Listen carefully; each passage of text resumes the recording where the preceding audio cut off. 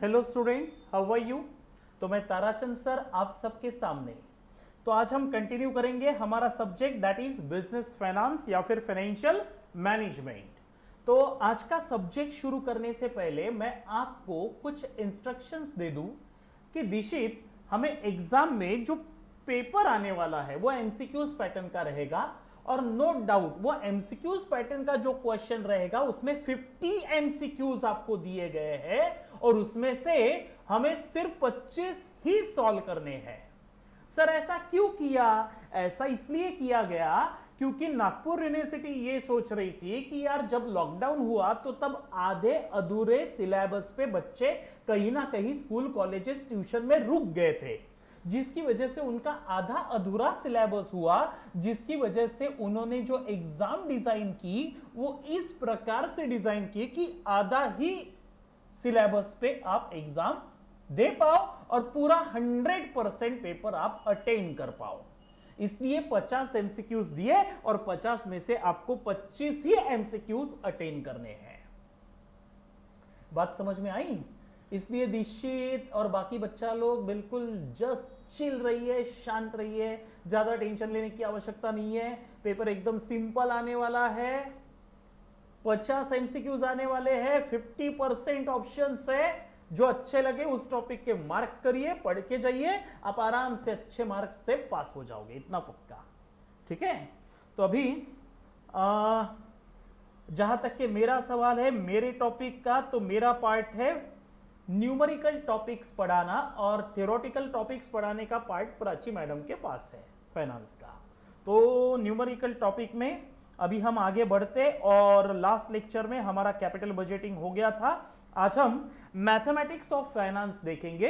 बिल्कुल एक लेक्चर का काम है, छोटा सा सिंपल। मैथमेटिक्स देखा ना तो दीक्षित यार सबको टेंशन आ जाता और बच्चे सोचते कॉमर्स वाले खास करके कि यार इतना ही मैथ्स आता तो इंजीनियरिंग में नहीं चले जाते क्या? अरे आप क्या, मैं भी वही करता था। अगर इतना मैथ्स आता ना मैं इंजीनियरिंग में चला गया होता। लेकिन ताराचंद सर को बेसिक मैथ्स आता है और ये एकदम बिल्कुल कंपाउंड इंटरेस्ट वाला बेसिक मैथ्स है जो आपको भी अच्छे से आ जाएगा, मैं समझा के दूंगा। ठीक है, अब कैसे? तो थोड़ा सा देखिए। एक्चुअली मैथमेटिक्स ऑफ फाइनेंस में आपको दो प्रकार के कैलकुलेशन सीखने हैं, जिनमें से पहला है कंपाउंडिंग और दूसरा है डिस्काउंटिंग। तो सर व्हाट इज कंपाउंडिंग ये पढ़ाना बाकी है, क्वेश्चन मार्क। और व्हाट इज डिस्काउंटिंग ये मैं पढ़ा चुका हूं जब मैंने कैपिटल बजटिंग में आपको नेट प्रेजेंट वैल्यू मेथड समझाई थी, जिसमें आपको प्रेजेंट वैल्यू निकालनी होती है। याद है क्या कि एक साल बाद मिलने वाले 10,000 आज के कितने? क्या उस 10,000 को आज मैं अगर पैसा इन्वेस्ट करूं, मशीन खरीदूं और कल जाके मुझे प्रॉफिट 10,000 का हो, तो कल के मिलने वाले 10,000 को आज जितनी वैल्यू है उतनी रहेंगी। अरे ये पेंसिल आज एक पेंसिल 5 रुपए में आती, लेकिन क्या यहां से 5 साल बाद 5 रुपए में आएंगे दीक्षित? नहीं बे, उस पेंसिल को देने के लिए 10 रुपए देने पड़ेंगे। यानी उस 10 रुपए की वैल्यू आज के 5 रुपए के इक्विवेलेंट है। बात समझ में आई? तो कल के मिलने वाले 10,000 सर आज के कितने, that is called as present value को निकालना। तो कंपाउंडिंग और डिस्काउंटिंग, इसमें फर्क यह है कि डिस्काउंटिंग में प्रेजेंट वैल्यू निकाली जाती है और प्रेजेंट वैल्यू निकालने का फॉर्मूला है 1 डिवाइडेड बाय 1 प्लस आर। मैं समझा चुका हूं आपको, है ना? तो प्रेजेंट वैल्यू निकालने का फॉर्मूला है 1 डिवाइडेड बाय 1 प्लस आर। तो ये रहा प्रेजेंट वैल्यू निकालने का फॉर्मूला। फ्यूचर वैल्यू यानी मैंने मशीन खरीदी, मुझे पहले साल 10,000 का प्रॉफिट आएगा, लेकिन एक साल बाद आएगा ना, तो that is called as future value into 1 divided by 1 plus R. ठीक है, अच्छा तो सर कैसे निकालेंगे? जैसे कि मैंने 10,000 रुपए, मशीन 1 लाख की खरीदी, एक साल बाद 10,000 आएगा, दूसरे साल मेरे हाथ में फिर से 10,000 आएगा, तीसरे साल मेरे हाथ में 25,000 आएगा, फिर ठीक है ना, जाने दो, इतने आएंगे, आगे का नहीं देखते। अब इसकी आज की प्रेजेंट वैल्यू क्या है, इसके लिए फॉर्मूला लगाते हैं 1 divided by 1 plus R, 1 divided by 1 plus R is equal to rate of interest is equal to 10%। क्या मैं 10% को 10 अपॉन 100 लिख सकता, क्या मैं 10% को 0.10 लिख सकता, देखो कैलसियम लेके, तो इसलिए 0.10 तो बन गया 1 डिवाइडेड बाय 1.10, तो कैलसियम ले लो 1 डिवाइडेड बाय 1.10 तो बन गया 1 डिवाइडेड बाय 1.10, यानी एक साल बाद 1 रुपए की वैल्यू होने वाली है 90 पैसे। तो सर 10,000 की कितनी, अच्छा और इज इक्वल टू दबा दो, 1 रुपए की वैल्यू 1 साल बाद होने वाली है 82 पैसा, और इज इक्वल टू दबा दो 1 रुपए की वैल्यू 3 साल बाद होने वाली है 75 पैसा। तो मुझे 1 साल बाद मिलने वाले 10,000 और 1 रुपए की वैल्यू 90 पैसे, तो सर 10 रुपए की 10,000 की कितनी, आप ऐसा करो ना रे दीक्षित, कोई फर्क नहीं पड़ेगा, आप ऐसा करो कि 1 साल बाद 1 रुपए की वैल्यू 1 साल बाद 90 पैसे होने वाली है, तो 10,000 जो मुझे 1 साल बाद मिलेंगे उसकी कितनी, क्या करेंगे क्रॉस मल्टीप्लाई, 10,000 इंटू 90 पैसे डिवाइडेड बाय 1 कर या मत कर, कोई फर्क नहीं पड़ेगा, इसलिए मैंने सीधा मल्टीप्लाई ले लिया, डिवाइडेड बाय 1 कहीं पे नहीं लिया। तो आंसर आएगा 10,000 रुपए की 1 साल बाद की वैल्यू 9,000 रुपए। देन मैंने 2 ही डिजिट लिए फिलहाल, अपन एनपीवी में 4 डिजिट लेते थे, याद करिए। फिर 10,000 रुपए की वैल्यू 2 साल बाद 8,200 रुपए, यानी जो 2 साल बाद मुझे 10,000 मिलने वाले, वो आज की प्रेजेंट वैल्यू कितनी है उसकी, सिर्फ आज की प्रेजेंट वैल्यू उसकी है 8,200, उसकी वैल्यू, अरे कल के 10,000 क्या आज के 2 साल बाद के 10,000, आज के सिर्फ 8,200 है, वो आज मिले 10,000 तो बात अलग है, ठीक है। अच्छा 2 साल 3 साल बाद मिलने वाले 25,000 की वैल्यू आज की कितनी, तो 1 रुपए की 3 साल बाद 75 पैसे होने वाली है, तो 10,000 की कितनी, 20,000 25,000 की कितनी, 18,750 रुपए। तो this is called as present value. तो फॉर्मूला था फ्यूचर वैल्यू को मल्टीप्लाई मारा मैंने 1 इंटू 1 अपॉन 1 प्लस आर से, ठीक है। सर वहां पे रेस टू पावर एन भी दिया हुआ है, रेस टू पावर एन का मतलब क्या है, रेस टू पावर एन ऐसा क्यों लिखा है, कुछ नहीं, अगर मुझे 10 साल तक के 10,000 10,000 10,000 10,000 10,000 10,000 10,000 मिलने वाले हैं, तो आप क्या करो, ये 10 बार मत करते बैठो, 10,000 10,000 10,000 10,000 10,000 10,000 10,000 इंटू 0 पॉइंट समथिंग इंटू 0, ये करने की गरज ही नहीं है, सीधा रेस टू पावर एन 10 लिख दो, तो फाइनल आंसर इन सबकी टोटल वही आएंगी जो आनी है, ठीक है। तो इतना अपने को जाने की आवश्यकता वैसे है तो नहीं, लेकिन फिर भी अगर आपको लगता है तो आप करके देख सकते हैं कि मुझे 10,000 रुपए पर एनम कैश इनफ्लो मिलने वाला है, कितने साल सर, 20 साल यहां से मिलने वाला है, at a discounting factor 10% discounting factor, तो यानी आज, और सर आज के तारीख में आपका कैश आउटफ्लो कितना, आउटफ्लो आज मेरे जेब से 1 लाख जाने वाला है मशीन खरीदने के लिए, और मेरे जेब में आएगा 10,000 इंटू 20, बोले तो 2 लाख रुपए मेरे जेब में आएंगे, तो मुझे तो 1 लाख का फायदा है, ऐसा आप समझ रहे। लेकिन ये तो फ्यूचर वैल्यू है ना रे, ये 10,000 जो मिलेगा this is the future value, तो मुझे प्रेजेंट वैल्यू लानी पड़ेगी, कैसे, future value into 1 divided by 1 प्लस 1.10 raise to power N, N बोले तो 20 ईयर्स ना, तो कितना हो गया, future value 10,000 into 1 divided by 1.10 raise to power 20, करो अभी, वो बहुत डिफिकल्ट है करना कैलकुलेशन, इतना करने की गरज ही नहीं है, आप थ्योरेटिकली समझ लो, क्योंकि आपको क्या करना पड़ेगा, रेस टू पावर 20 आपका आया 0.9090 into 0.9090 into 0.9090 into 0.909 into 0.909 into 0.9, ऐसा 20 टाइम्स मल्टीप्लाई करना पड़ेगा, क्योंकि रेस टू पावर 20 है, और फिर मल्टीप्लाई बाय 10,000 लेके आपको टोटल मिलेगा कि 20 साल में आपके हाथ में कितनी प्रेजेंट वैल्यू आज आने वाली है, समझा। हाँ, तो this is called as present value जो हमने सीखा। अब फ्यूचर वैल्यू सीखते हैं। अब फ्यूचर वैल्यू निकालने का फॉर्मूला है प्रेजेंट वैल्यू, ठीक है, प्रेजेंट वैल्यू इनटू फॉर्मूला दिया हुआ है आपको यहां पे भी, present value into 1 plus are raise to power N, ठीक है। हाँ, actually this is called as compound interest, इसे ही दूसरे भाषा में बोला जाता है is a compound interest. Compound interest यानी,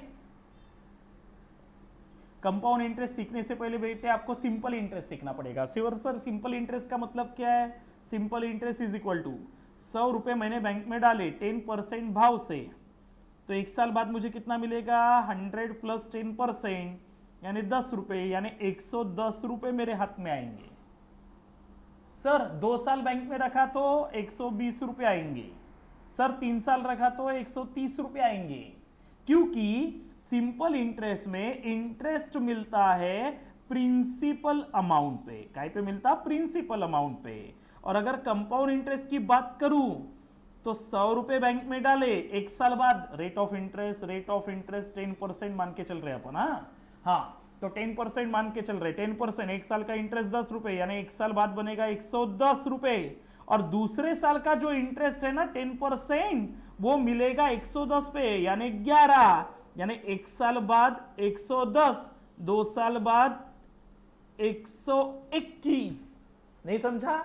और तीसरे साल का इंटरेस्ट मिलेगा 10% 121 रुपए पे, यानी प्रिंसिपल 100 रुपए पे भी और इंटरेस्ट पे भी, यानी प्रिंसिपल प्लस इंटरेस्ट पे जो इंटरेस्ट मिलेगा that is a compound interest. और सिंपल इंटरेस्ट पे क्या होता है? सिर्फ प्रिंसिपल अमाउंट पे ही आपको इंटरेस्ट मिलता, पहले साल 10 रुपए, दूसरे साल 10 रुपए, तीसरे साल 10 रुपए।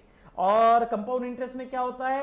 कंपाउंड इंटरेस्ट में इंटरेस्ट मिलता है प्रिंसिपल प्लस इंटरेस्ट पे।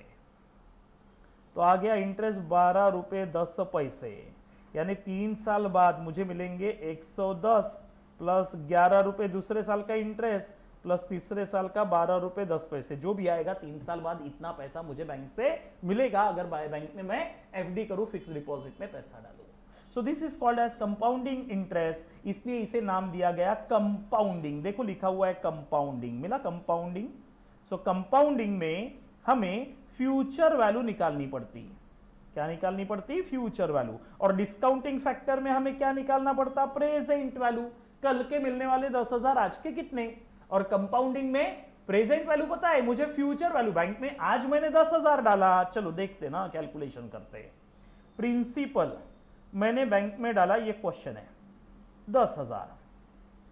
सर कितने साल के लिए? मैंने डाला 3 साल के लिए, यानी n इज इक्वल टू 3 साल, number of years, n stand for number of year, 3 years के लिए डाला।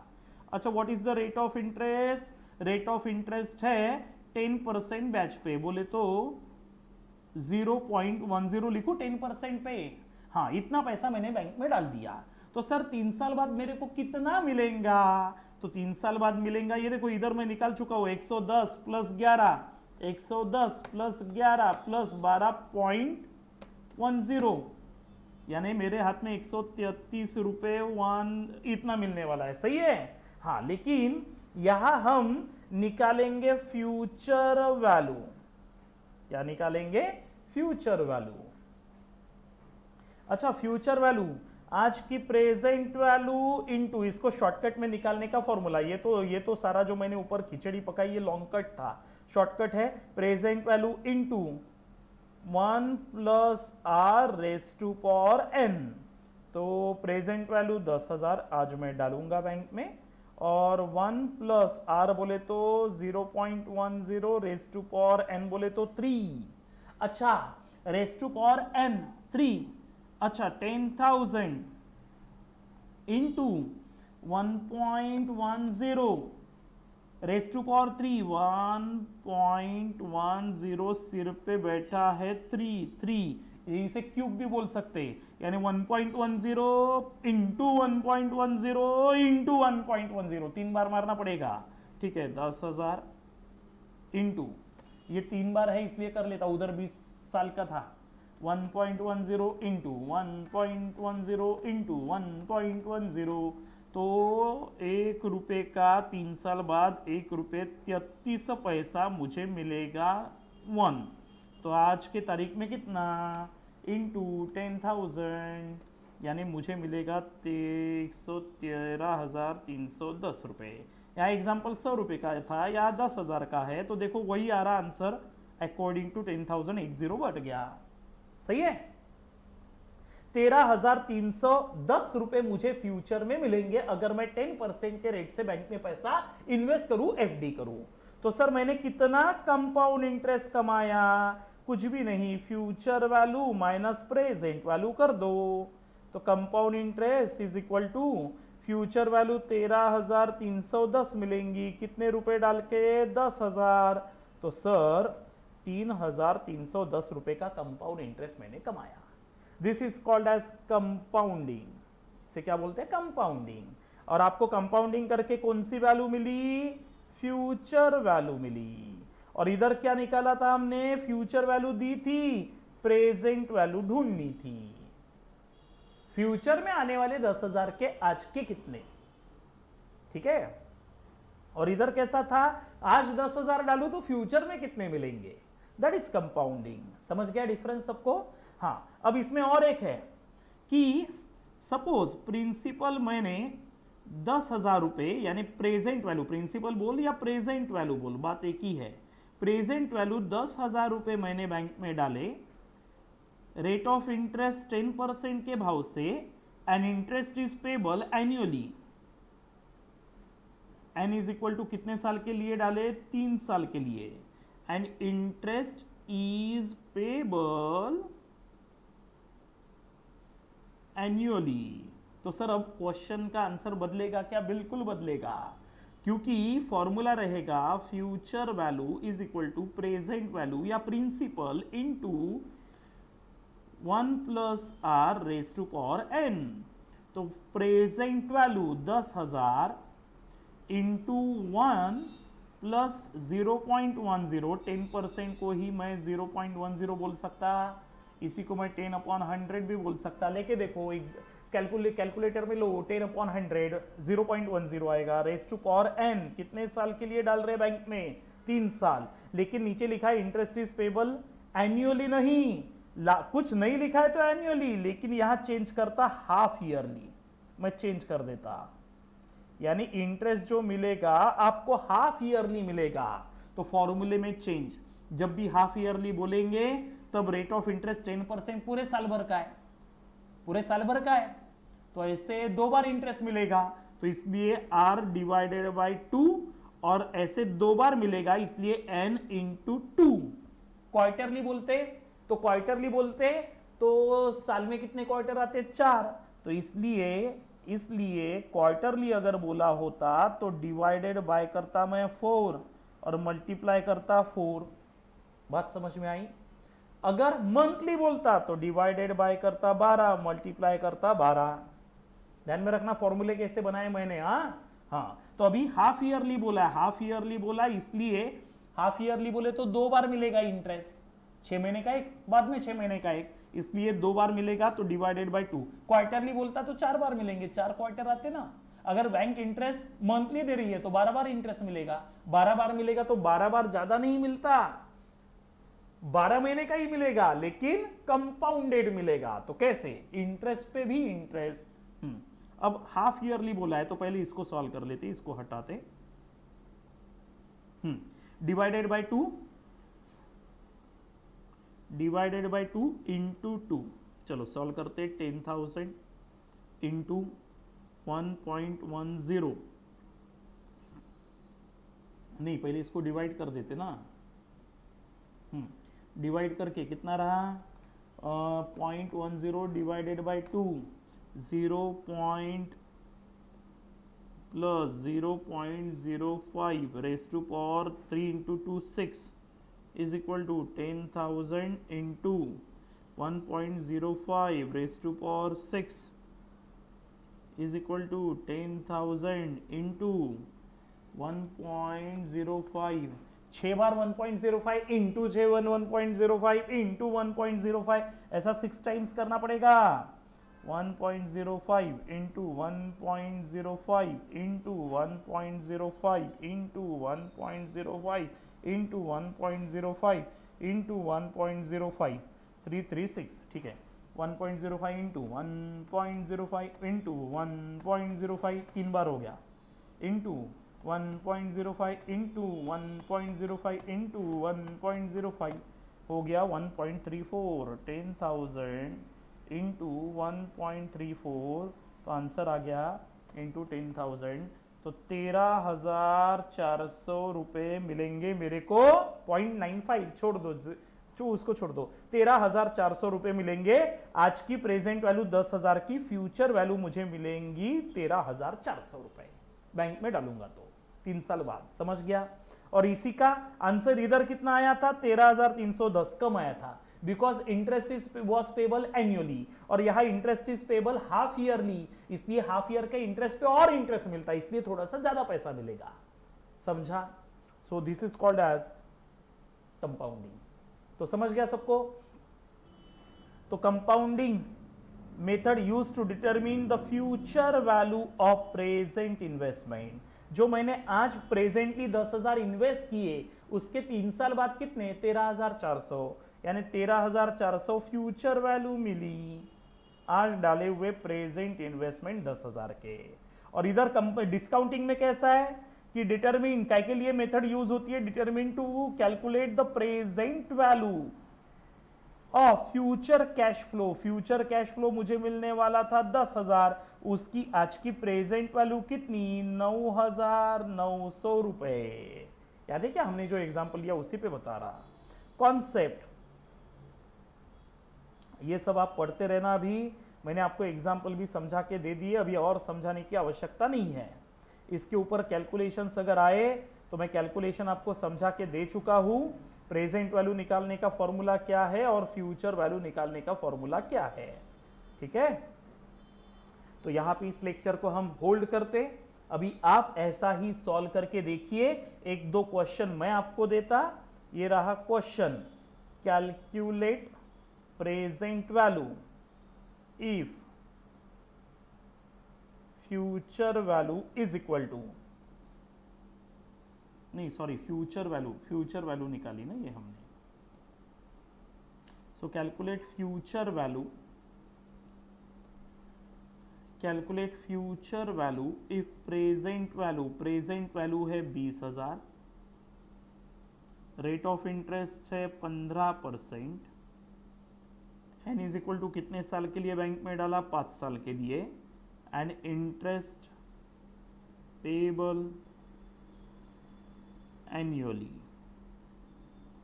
Then question number 1 is homework. This is your homework. Question number 2, calculate future value if present value is equal to 12,000, r is equal to 12%। 12% कैसे लिखोगे? 0.12, हाँ ऐसा लिखना पड़ेगा, ठीक है। उसके बाद n इज इक्वल टू 3 साल के लिए, एंड इंटरेस्ट पेबल क्वार्टरली, यानी क्वार्टरली बोला तो फॉर्मूले में क्या चेंज आएगा? Divided by 4 multiply by n into 4, ठीक है। हाँ अच्छा, और एक question 3, calculate future value if present value is equal to 15,000 invest करूं, r is equal to 10%, n is equal to 2 साल के लिए, if interest payable monthly basis पे इंटरेस्ट अगर मिलता है तो। सर डेली बेसिस पे बोला तो ऐसी कोई बैंक नहीं है जो डेली बेसिस पे कंपाउंड इंटरेस्ट देती, ठीक है। ये 3 आप होमवर्क सॉल्व करिए, और ये थ्योरी जो आपको मैंने सेंड की है उसे एक बार पढ़ के देखिए। कुछ नहीं समझा तो मुझे बोलिए, मैं समझा के दूंगा। इसमें प्रॉब्लम्स दिए हुए, इतने बहुत खतरनाक वगैरह सॉल्व करने की आवश्यकता नहीं है, इतना करिए आपको आ जाएगा, ठीक है। चलो हम यहां रुकते। Thank you, tata, bye bye. Thank you students, thank you.